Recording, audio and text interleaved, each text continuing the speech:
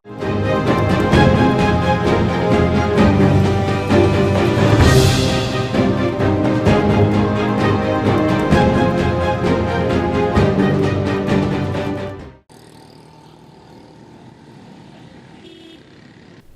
Court نے جعلی accounts case میں مراد علی شاہ اور بلاول بھٹو زرداری کا نام ECL سے نکالنے کے ساتھ کیس کو نیب کے حوالے کرنے کا حکم بھی دیا تھا، جس کے خلاف وزیر اعلیٰ سندھ نے درخواست دائر کر دی ہے۔ مراد علی شاہ نے سپریم کورٹ میں نظر ثانی اپیل دائر کی، جس میں وفاق، نیب اور JIT کو فریق بنایا گیا۔ درخواست میں موقف اختیار کیا گیا کہ JIT نے جعلی اکاؤنٹس معاملے کی تحقیقات کرنا تھی، لیکن JIT میرے خلاف جعلی اکاؤنٹس ٹرانزیکشنز میں ملوث ہونے کا ثبوت نہ لا سکی۔ درخواست میں کہا گیا کہ سندھ اسمبلی نے شوگر ملز کو سبسڈی کی منظوری دی اور سبسڈی دینے کی قرارداد PTI کے خرم شیر زمان کی جانب سے پیش کی گئی۔ مقدمے کو کراچی سے اسلام آباد منتقل کرنے کا کوئی جواز نہیں ہے، جبکہ تحریری فیصلے میں JIT رپورٹ سے نام نکالنے کے زبانی حکم کو شامل نہیں کیا گیا۔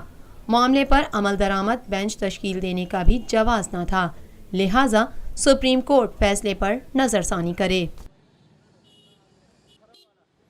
پاکستان میں پہلی مرتبہ حالات حاضرہ کے مختصر مگر جامع پروگرامز، خبروں، تبصروں کے علاوہ دیگر سماجی، تجارتی، ثقافتی، تفریحی، معلوماتی، مذہبی، تعلیمی، صحت اور بچوں کے پروگرامز صرف TNN TV پر۔